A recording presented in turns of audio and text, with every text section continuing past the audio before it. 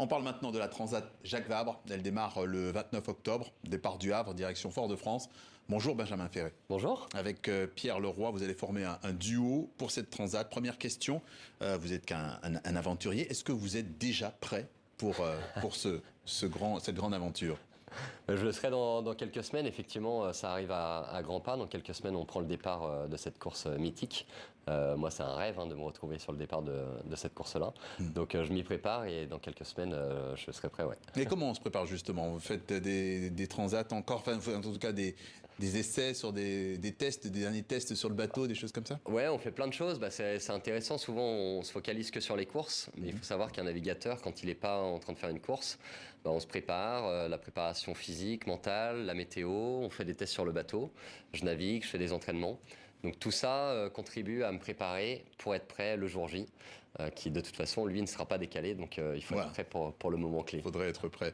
Il y a 4 catégories de compétiteurs, si j'ai bien compris. Vous êtes sur un bateau à dérive, c'est ça? Et il a déjà une belle histoire que vous allez devoir aussi perpétuer. Ouais, c'est ça. Moi, mon bateau, c'est un IMOCA. C'est les bateaux qui préparent le Vendée Globe, la course que je prépare dans 2 ans. La Transat Jacques Vabre contribue à préparer le Vendée Globe. Et c'est un IMOCA qui est mythique parce qu'il a gagné le Vendée Globe déjà avec François Gabard. Il a déjà gagné la Route du Rhum. Il a gagné la Transat Jacques Vabre déjà. Donc ouais, c'est un super bateau et un bateau mythique sur lequel j'ai une chance incroyable de naviguer parce que moi, j'ai commencé dans cette catégorie-là il n'y a pas très longtemps et j'ai été un peu téléporté dans cette catégorie.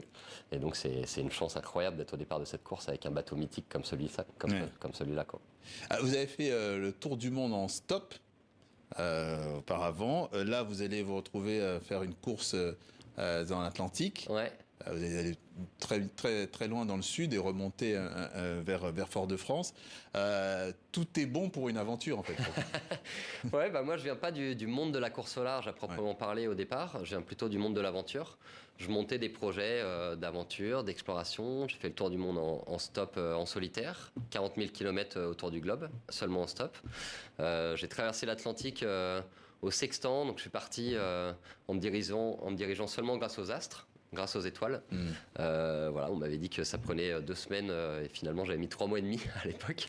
Donc j'espère que là je serai un peu plus rapide, mais c'est sûr qu'au départ, moi, ce qui m'anime, c'est l'aventure. Voilà. Et de plus en plus l'aventure maritime.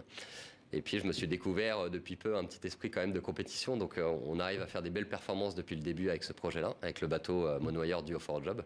Donc on ira aussi jouer la compétition. Mais c'est sûr que moi, ce qui m'anime au départ, c'est me retrouver tout seul au milieu de l'océan. Et ça, je trouve ça extraordinaire, quoi. Au-delà de l'aventure, il y a cette association qui est votre partenaire, Duo for a Job.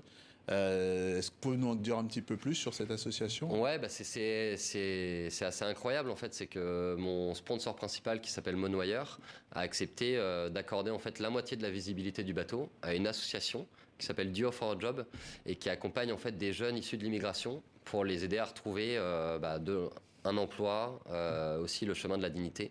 Et moi, je suis hyper fier de ça parce que ça permet non seulement de réaliser un de mes rêves qui est de préparer le prochain Vendée Globe et de naviguer, mais aussi de défendre une cause qui nous dépasse et qui va au-delà de mon rêve personnel.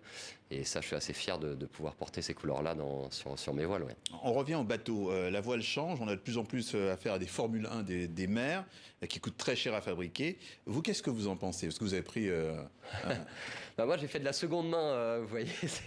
Mon bateau, il date de 2011. Il a déjà eu C'est plus écolo.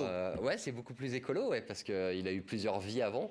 Donc moi, quelque part, je récupère la plume de cette histoire pour écrire la mienne avec ce bateau.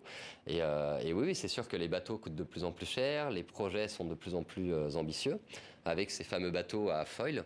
Et moi, j'ai un bateau à dérive droite, qui est encore un super bateau, donc on arrive encore à faire des belles performances avec. L'année dernière, on a fini 4e, par exemple, de la Vendée Arctique.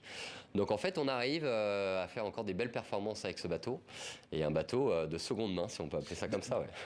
D'un mot, les bateaux à foil, comme vous l'avez dit, est-ce que c'est pas ceux qui découragent un peu les jeunes passionnés qui voudraient se lancer dans la voile et qui n'ont pas l'argent? En fait, c'est vrai que le Vendée Globe et la course au large, sur ces bateaux-là, le principe même à la base, c'est l'accessibilité aux plus jeunes et aux TPE TPE, PME.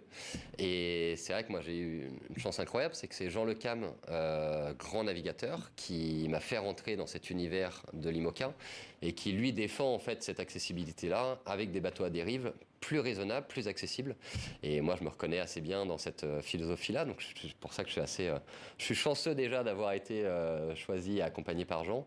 Et puis de me retrouver sur un bateau aussi mythique que ça, c'est déjà une chance incroyable. Ouais. Vous avez une phrase qui est un peu votre cri de ralliement. Très rapidement, expliquez-nous. Benjamin envoie le pépin. Qu'est-ce que ça veut dire? Mais Benjamin envoie le pépin. En fait, le pépin, c'est le SPI, c'est la plus grande voile du bateau. Ouais. Et voilà, c'est une expression en course au large. Quand on envoie cette voile-là, on dit qu'on envoie le pépin. Et moi, c'était une façon de me rappeler d'où je venais et de me dire qu'on a envie de faire les choses sérieusement, mais sans se prendre au sérieux. Et donc, le cri de ralliement, c'est devenu Benjamin envoie le pépin. Et voilà, et tous les partenaires et tous les gens qui soutiennent ce projet, j'espère envoient le pépin avec moi. Et on rappelle donc, Benjamin Ferret, que vous associerez à Pierre Leroy pour la Transat Jacques Vabre à la fin du mois. Merci d'être passé par le journal de TV5 Monde.